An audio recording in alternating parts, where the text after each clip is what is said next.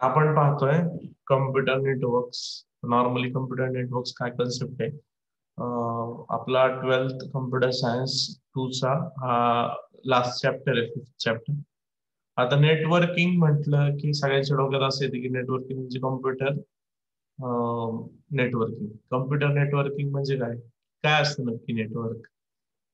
एक प्रकारचं जाळं, म्हणजे आपण खूप सारे मल्टिपल कम्प्युटर आहेत आणि ते एकमेकांना कनेक्टेड आहेत, म्हणजे त्याला काय म्हटलं जातं? कम्प्युटर नेट किंवा नेटवर्क, कम्प्युटर नेटवर्क. जर म्हणायला गेलं डेफिनेशन, बाय डेफिनेशन बघायला गेलं तर डेफिनेशन अशी येते की collection of computer devices that are connected in various way in order to communicate with each other किंवा शेअर अ रिसोर्सेस. म्हणजे समजा खूप सारे पीसी आहेत, एकमेकांना कनेक्टेड आहेत आणि रिसोर्स रिसोर्स मिनिंग काय होतं की समजा माझ्याकडे प्रिंटर आहे, माझ्याकडे स्कॅनर आहे किंवा माझ्याकडे काही असा डिव्हाइस आहे जो आपण कॉमन मध्ये युज करत आहोत. मग तो युज करायसाठी काय लागतं? तर नेटवर्क लागतं. नेटवर्क लागतं म्हणजे समजा माझा प्रिंटर आहे आणि तो प्रिंटर मला युज करायचा, तर मी काय करणार आहे की बाबा तो प्रिंटर मल्टिपल पीसी मध्ये युज करायचा आहे, त्यासाठी मला नेटवर्क असणं गरजेचं आहे. किंवा मला एका मशीन कडून दुसऱ्या मशीनशी कम्युनिकेशन करायचं असेल तर मला काय लागतं? नेटवर्क. किंवा त्या दोघांमध्ये कनेक्शन असणं गरजेचं आहे, याला म्हटलं जातं नेटवर्क. खाली काय मेन्शन केलं? Usually connection between computer and network are made using a physical wire or cables. However, some connections are wireless using radio waves and infrared signals. म्हणजे डिपेंड आहे. हे कनेक्शन साठी 2 ते 3 प्रकार, म्हणजे खूप सारे प्रकार आहेत. एक तर वायर्ड असू शकतं, केबल वायर्ड असू शकतं किंवा ऑप्टिकल फायबर असू शकते किंवा वायरलेस पण कनेक्शन असू शकतं. म्हणजे डिपेंड आहे. आपण वायफाय यूज करून आपण नेटवर्क फॉर्म करू शकतो. नेटवर्क म्हणजे इंटर कनेक्टेड पीसी आपण विजिबल करू शकतो विथ नेट. पुढे जाऊया. तर नक्की काय असतं, म्हणजे काय पॅटर्न असतो त्यामध्ये? जेनेरिक टर्म कुठली यूज केली जाते? तर नेटवर्कमध्ये नोड आणि होस्ट या टर्म्स खूप करून यूज केले जातात. नोड म्हणजे स्पेसिफाईड जो आउटपुट असतो त्याला नोड म्हटलं जातं. होस्ट म्हणजे जो who are going to handle those permissions is going to be called as a host. त्यानंतर data transmission rate, the speed with which the data moves from one place to another. आता data transmission म्हणजे आता आपण समजा माझी file एका PC दुसऱ्या पीसीला जायला एक स्पेसिफाईड टाइम लागतो. तर टाइम कसा मेजर केला जातो? केबीपीएस, एमबीपीएस अशा मेजरमध्ये त्याला आपण म्हणतो डेटा ट्रान्सफर रेट. त्यानंतर data transfer rate is a key issue in a computer. Normally समजा तुमचा डेटा स्लो ट्रान्सफर होत असेल तर तो नक्कीच तुमच्यासाठी एक ड्रॉबॅक असतो. Next, client server architecture. आता तुम्हाला माहितीच आहे, आपण कुणाला तरी एक रिक्वेस्ट करतो आणि त्याच्या बेसवर आपल्याला रिस्पॉन्स येतो. याला काय म्हटलं जातं? Client server architecture. म्हणजे समजा मी माझ्या ब्राउझरमध्ये किंवा मी स्पेसिफाईड युजरला काहीतरी रिक्वायरमेंट टाकतो. म्हणजे आपण एक एक्झाम्पल म्हणून बघूया. गुगलमध्ये जेव्हा तुम्ही काहीतरी सर्च करता, सर्च केल्यानंतर एक ठराविक टायमिंग नंतर तुम्हाला त्याचं आउटपुट दिसतं. म्हणजे तो फ्लो समजून घ्या. क्लायंट आपण आहोत, म्हणजे आपलं मशीन काय आहे? क्लायंट आहे. आणि आपण जे ब्राउझर ओपन करतो ते काय आहे? आपल्यासाठी एक इंजिन आहे ज्याच्या थ्रू आपण कम्युनिकेट करतो. म्हणजे मी काय करणार आहे? मी गुगलमध्ये जेव्हा काही सर्च करेल तेव्हा मी काय करतो? इनडायरेक्टली क्लायंट आहे, मी क्लायंट आहे आणि मी काय करतो? रिक्वेस्ट. ती जाऊन कोणाला जाणार? ते गुगलच्या सर्व्हरला जाईल आणि सर्व्हर रिस्पॉन्स मध्ये काय पाठवेल? त्याचे काय काय सिमिलर आउटपुट आहेत ते त्याच्यासोबत पाठवेल. त्यालाच काय म्हणायचं? रिस्पॉन्स. काय म्हणायचं त्याला? Response. It is nothing but the client server architecture. The computer networks have opened up the entire frontiers to the work computing called as client server architecture. Okay, पुढे नेटवर्क मध्ये काय? फाईल सर्व्हर, वेब सर्व्हर असे concept आहे. File server म्हणजे काय? A basic computer that stores and manage files and multiple users on a network. त्याला म्हटलं जातं फाईल सर्व्हर. त्यानंतर web server, computer dedicate to responding to the request. Specified file access करतो त्याला file server म्हणतो. आणि आपण वेब सर्व्हर थ्रू बराचसा डेटा काय करतो? वेब पेजने ऍक्सेस करतो, त्याला काय म्हणतात? वेब पेज सर्व्हर किंवा वेब सर्व्हर. लोक आता नेटवर्कचे टाईप्स पुढे बघूया. मेनली आपण हे मेन कन्सेप्ट आहे आपली, आपण नेटवर्क्स कुठल्या कुठल्या प्रकारचे नेटवर्क्स आपण पाहणार येते. फर्स्ट ऑफ ऑल येतं local area network. Local area network. Local area network म्हणजे network within a local area. Region म्हणजे छोटा जो रिजन असतो त्याला म्हटलं जातं local area network. A network that connected relatively small number of machines in relatively close to geographical area. म्हणजे समजा मी आपल्या लॅबचं एक एक्झाम्पल म्हणू, आपली कम्प्युटर लॅब आहे 8 किंवा 10 पीसीची, तर ती इंटरकनेक्टेड आहे. याला काय म्हटलं जातं? Local area network. म्हणजे आपण एका पीसी वरून दुसऱ्या पीसीला डेटा शेअर करू शकत असं, तर त्याला काय म्हटलं जातं? Local area network. त्यानंतर लोकल एरिया नेटवर्क मध्ये कुठल्या कुठल्या प्रकारचे टोपोलॉजीज. आता टोपोलॉजीज म्हणजे समजा माझ्या मशीन्स आहेत, 10 मशीन्स आहेत आणि त्या एकमेकांना कुठल्या फॉर्म मध्ये कनेक्टेड, कुठल्या फॉर्म मध्ये कनेक्ट आहे, त्याला म्हटलं जातं टोपोलॉजीज. म्हणजे समजा माझे कम्प्युटर एकमेकांना एका लाईनीत कनेक्टेड आहेत, त्याला म्हणायचं बस टोपोलॉजी. माझे कम्प्युटर एकमेकांना रिंग रिंग म्हणजे पहिला दुसऱ्याला, दुसरा तिसऱ्याला, तिसरा चौथ्याला, चौथा परत पहिल्याला कनेक्टेड, त्याला म्हटलं जातं रिंग टोपोलॉजी. त्यानंतर स्टार टोपोलॉजी मध्ये एक पीसी असतो, त्याला सगळे पीसी कनेक्टेड असतात, त्याला म्हणलं जातं स्टार टोपोलॉजी. आता आपण हे रीड आउट करू आणि ते समजून जाईल. Various configuration called topology have been used to administrate LANs. Okay, LAN मध्ये काय काय वापरलं जातं? तर सगळ्यात पहिला रिंग टोपोलॉजी.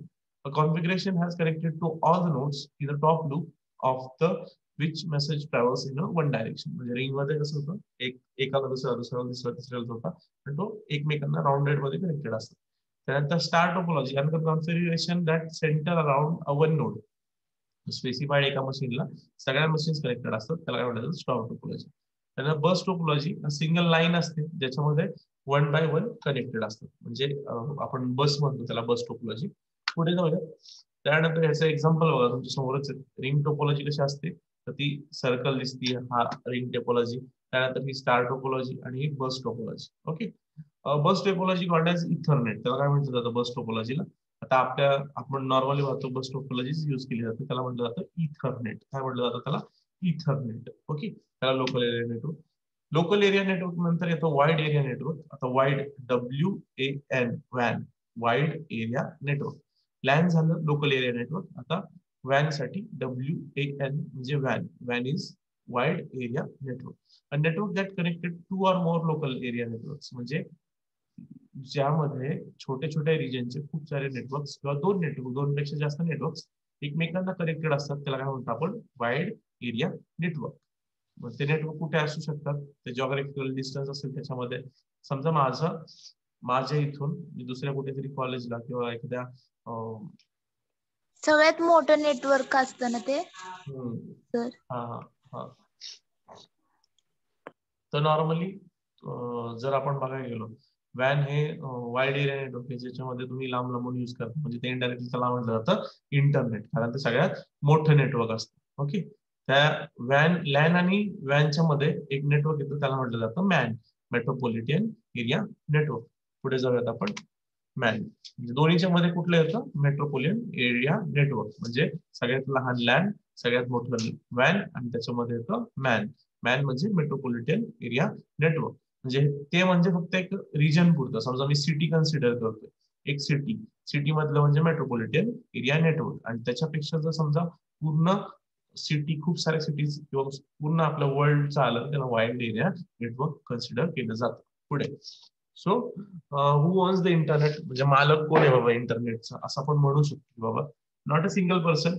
म्हणजे हे काय, कम्युनिटी आहे, एकमेकांशी कनेक्टेड झाल्यामुळे खूप सारा डेटा आपण एक्सप्लोर करू शकतो. म्हणजे आपण त्या वेबसाईट्स, म्हणजे डोमेन, त्याला ऍक्सेस करून इनडायरेक्टली आपण डेटा कलेक्ट करू शकतो. म्हणजे लॅन, वॅन, मॅन हे महत्वाच्या गोष्टी. त्यानंतर टाइप्स ऑफ नेटवर्क्स. आपण नेटवर्क्स कसे, लोकल एरिया नेटवर्क्स कसे असतात, कनेक्टेड अक्रॉस डिस्टन्स कसे कनेक्ट करतात, त्याला वॅन कसं म्हटलं जातं. तुम्ही नॉर्मली आता इकडे पाहता, दोन बस टोपोलॉजीज, एक इकडची बस टोपोलॉजी आणि ती दुसरी बस टोपोलॉजी. या दोन बस टोपोलॉजीज एकमेकांना कनेक्टेड झाल्यात, त्याच्यामुळे कसं झालं वाईड एरिया नेटवर्क. म्हणजे खूप लॉंग डिस्टन्सच्या एरियामध्ये कनेक्टेड होतं, आणि त्याला म्हटलं जातं वॅन. ओके, त्यानंतर इंटरनेट कनेक्शन. आता इंटरनेट कनेक्शन काय असतं नक्की आणि ते कसं असतं? तर इंटरनेटचं बॅकबोन काय? A set of high speed network that carries internet traffic. These networks are provided by companies such as AT&T, GST आणि IBM. खूप साऱ्या कंपनीज आहेत ज्या हाय स्पीड इंटरनेट प्रोव्हाइड करतात, दॅट कॅरीज अँड ट्रॅफिक. त्यानंतर internet service provider, ही काय concept असते ती समजून घ्या. Internet service provider a company that provides a individual access to the internet. म्हणजे समजा आपल्याला इंटरनेट सर्व्हिस प्रोव्हायडर म्हणजे तुमच्या लोकल एरियामध्ये कुठला इंटरनेट प्रोव्हायडर असतो, सर्व्हिस प्रोव्हायडर असतो, तो म्हणजे इंटरनेट सर्व्हिस प्रोव्हायडर. आता आपल्या मोबाईलमध्ये तर सगळ्यांचे इंटरनेट आहेच. त्यामध्ये आयडिया, वोडाफोन म्हणजे जे काही कंपनी असतील म्हणजे जिओ, त्या सगळ्या सर्व्हिस प्रोव्हायडर्स आहेत आणि आपले लोकल जे असतात कंपनीवाले ते. त्याच्यानंतर कशा प्रकारे आपण इंटरनेट कनेक्ट करू शकतो. आता कनेक्ट करायला खूप साऱ्या गोष्टी असतात. There are various techniques available. You can use a connect from home computer to the internet. तर सगळ्यात पहिले फोन मॉडेम. मॉडेम माहिती सगळ्यांना. मॉडेम म्हणजे एक डिव्हाइस भेटतं ज्याच्या थ्रू आपण डेटा कनेक्ट करू शकतो. त्यानंतर डेटा सबस्क्रिप्शन लिंक म्हणजे लाईन असते DSL line. Use regular copper phone lines. Phone lines through आपण इंटरनेट पण वापरू शकतो. आता तिथं थोडं कमी होत चाललंय. लोक डायरेक्ट आता वायफाय डिव्हाइस यूज करतात किंवा फोन लाईन थ्रूच येतं पण वायफाय डिव्हाइस यूज करतात किंवा रिमोट वायफाय डिव्हाइस पण भेटत होता. त्यानंतर cable modem use for link cable TV signal that comes to transfer data both. Okay, खूप प्रकार आहेत आपण कनेक्शन कसे फॉर्म करू शकतो. आता ब्रॉडबँड तर सगळ्यांनाच माहिती, सगळ्यांच्या घरात वायफाय आहे. Connection which transfer speed faster than 128 bit per second. याच्यापेक्षा जास्त डेटा ट्रान्सफर करू शकतो. DSL connection, cable modem, broadband connection म्हणजे हे इनडायरेक्टली कनेक्ट होऊन तेच ब्रॉडबँड म्हणजे स्पेसिफाईड कुठल्या पण वायर थ्रू ब्रॉडबँड कनेक्ट केला की आपण वायफाय थ्रू डेटा यूज करू शकतो. The speed of for downloads may not be same for upload. बरोबर आहे एकच, कारण दोन्हीचा स्पीड सेम नसतो. फक्त अपलोडचा आणि डाउनलोडचा स्पीड हा डिफरंट असतो. त्यानंतर लास्टला पॅकेज स्विचिंग. आता हे नेटवर्क्स मध्ये खूप ब्रीफ मधला टॉपिक आहे हा. To improve and efficiency transfer information over the shared communication line. Meshes are divided into fixed size number packets. Packet switching काय आहे की समजा माझा डेटा आहे आणि तुम्हाला सिक्युअरली ट्रान्सफर करायचं आहे एका साईडवरून दुसऱ्या साईडला. त्याच्यासाठी काय केलं जातं, नक्की कुठला मेकॅनिझम यूज केलं जातं, ते म्हणजे पॅकेट स्विचिंग. पॅकेट स्विचिंग म्हणजे काय, किंवा नेटवर्कमध्ये मी माझा कंटेंट बाय पार्ट्स म्हणजे बाय पॅकेट्स पाठवणार आहे. हा पॅकेट्स म्हणजे कसं की त्याला खूप साऱ्या पार्ट्स मध्ये डिवाइड करायचं आणि ते नेटवर्कमध्ये ट्रान्सफर करायचे. आणि ऍट द एंड जेव्हा ते कलेक्ट केले जातात, म्हणजे समजा मी इथून डेटा माझा पाठवतोय कोणाला तरी थर्ड पार्टीला, तर मी काय करणार आहे तिथं पाठवताना म्हणजे मी नाही करणार, ते नेटवर्क्सच करतात किंवा ते काय करतात माझ्या डेटाला इन स्पेसिफाईड पार्ट्स मध्ये पॅकेटमध्ये डिवाइड करणार आहे आणि ते नेटवर्क्स मध्ये ट्रान्सफर केलं जातं.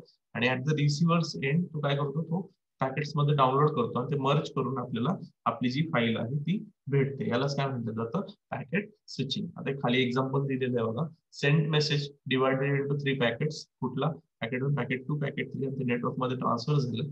त्याच्यानंतर रिसिव्हर्स एंडला packet 2 packet 3 packet 1 what ever it may be कुठल्या सिक्वेन्स मध्ये येऊ दे, पण ते मर्ज होऊन परत आपल्याला जो मेसेज आहे तो एन्क्रिप्ट करून भेटला. याला काय म्हटलं जातं, पॅकेट स्विचिंग.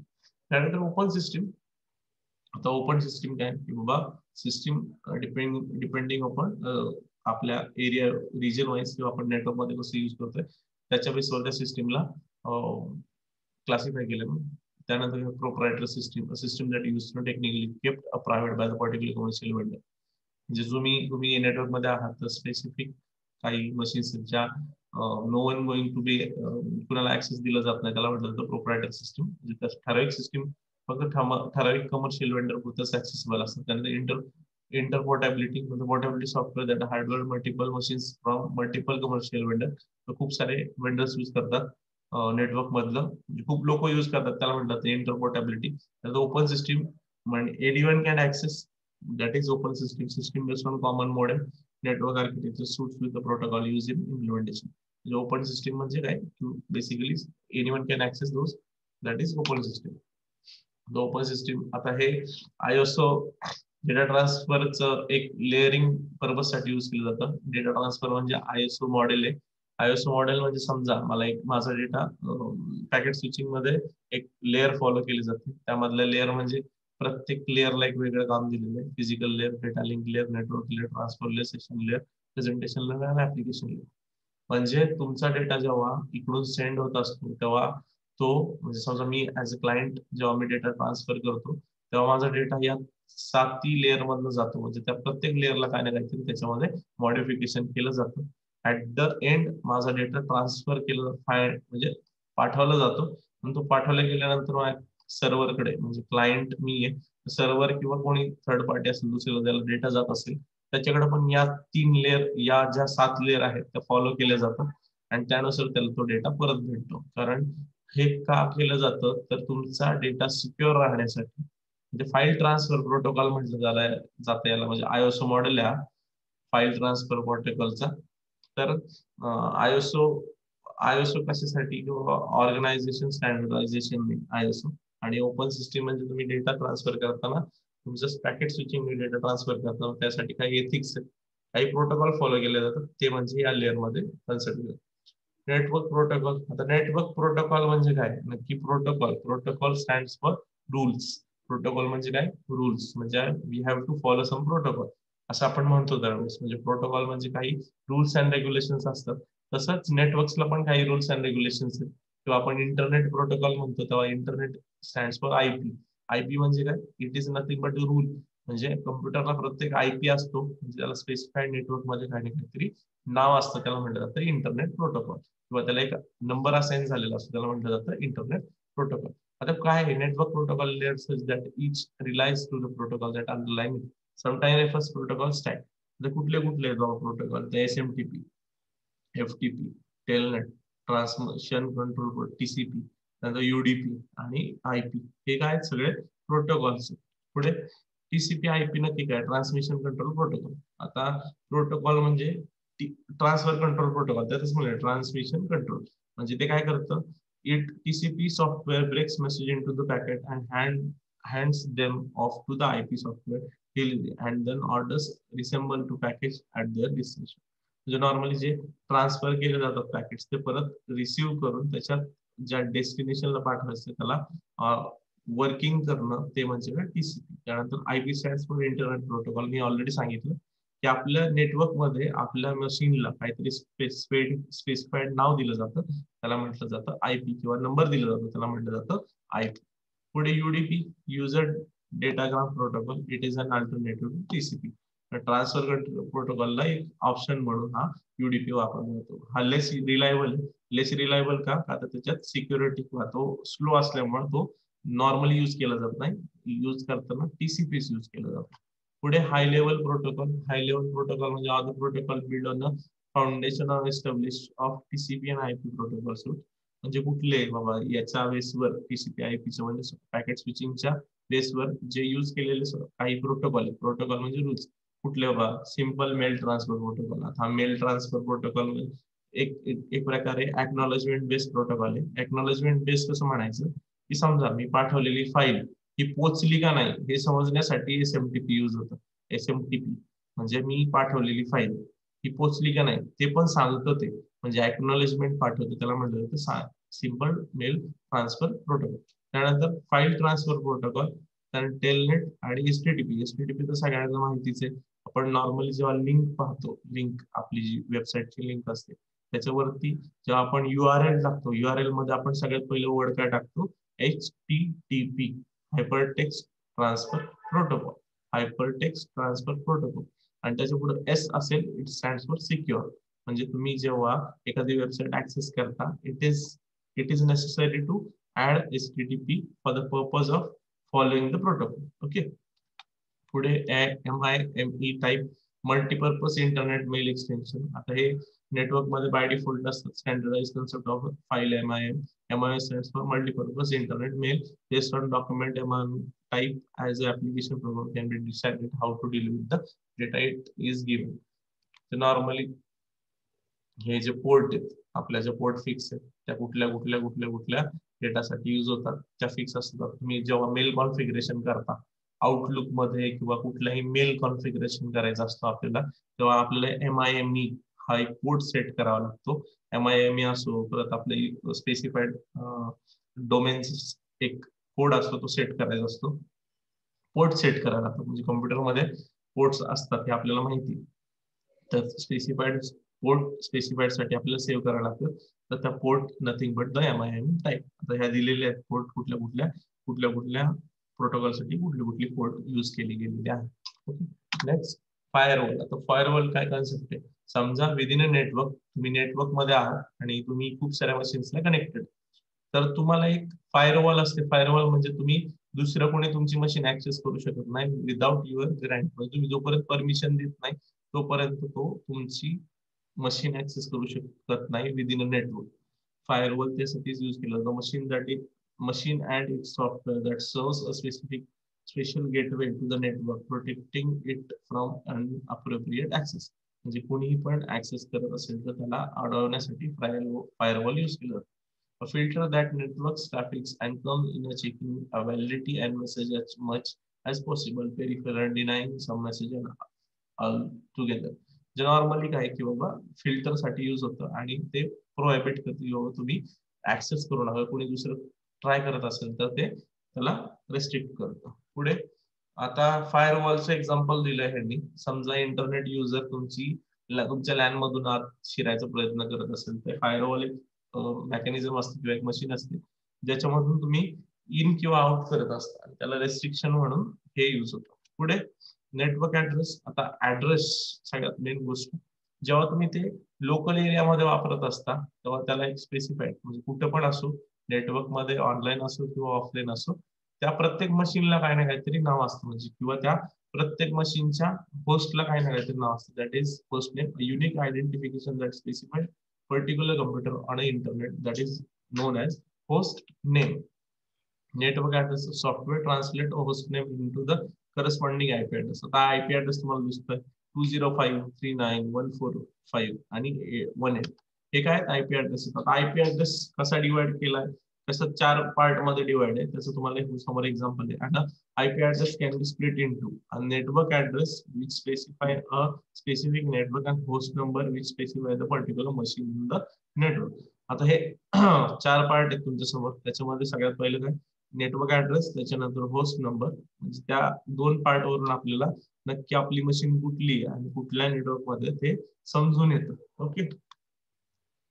तर डोमेन नेम सिस्टीम सगळ्यात लास्टचा टॉपिक.